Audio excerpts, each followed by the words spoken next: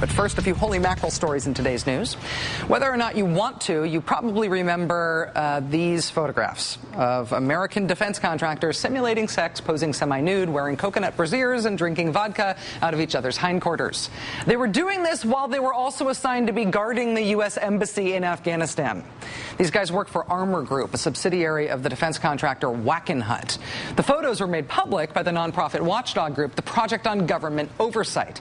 Pogo called attention to Wackenhut's rather questionable handling of its well-compensated responsibilities in the war zone. Well, now it's time to say goodbye to the company that provided these regrettable images of our tax dollars at work. The latest example of the miraculous efficiency of giving jobs to for-profit companies that the government and the military used to do itself. Yesterday, Wackenhut's Armor Group notified its employees that the State Department finally decided to not re-up the company's current contract in Afghanistan when it expires in June. Efforts will begin immediately to find another for-profit rent-a-guard company to protect the most important American building anywhere in the world outside of America.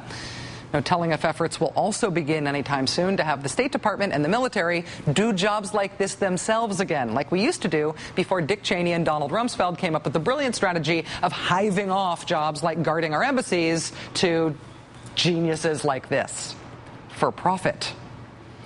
When General Stanley McChrystal and our Afghan ambassador Carl Eikenberry testified to the House and Senate this week, General McChrystal argued that one basis for optimism that we'll be able to shore up the Afghan government and keep the Taliban from coming back into power is because the Taliban were really bad at running Afghanistan when they were in power before we invaded in 2001.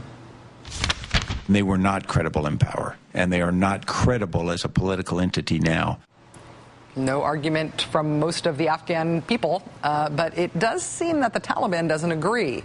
They apparently want their old gig back. According to a barn burner of a story in the Washington Post this week, there is the official government of Afghanistan, as recognized by us and the international community. But then alongside it, there's a shadow government, a shadow second government run by the Taliban. Quote, like nearly all provinces in Afghanistan, Laghman province has two governors. The first appointed by President Hamid Karzai and backed by thousands of U.S. troops. He governs this mountainous eastern Afghan province by day. The second governor was chosen by Taliban leader Mohammed Omar and, hunted by American soldiers, sneaks in only at night. He issues edicts on Islamic Emirate of Afghanistan stationary and plots attacks against government forces.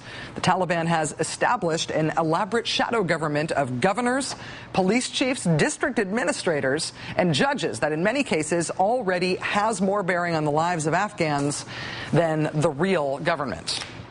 So on your list of reasons why the U.S. can't leave Afghanistan in year 9 of the war, cross off because the Taliban government will return to power. In many parts of Afghanistan, it seems that the Taliban government is already in power, at least after sundown. And they pay pretty well, too. General McChrystal told senators yesterday that fighting for the Taliban is a pretty lucrative deal. On the military side, are the Taliban paying their soldiers more than we're paying Afghan troops? So there's no set pay scale, but by our intelligence, they are paying them the equivalent of about $300 US a month, and that is higher than we are paying Afghan army or police. The Taliban pays better. So maybe the Taliban are fighting our troops because they see us as the occupiers or the infidels or whatever. But maybe some of them are fighting us quite literally because they get paid more to fight against us than we would pay them to fight with us.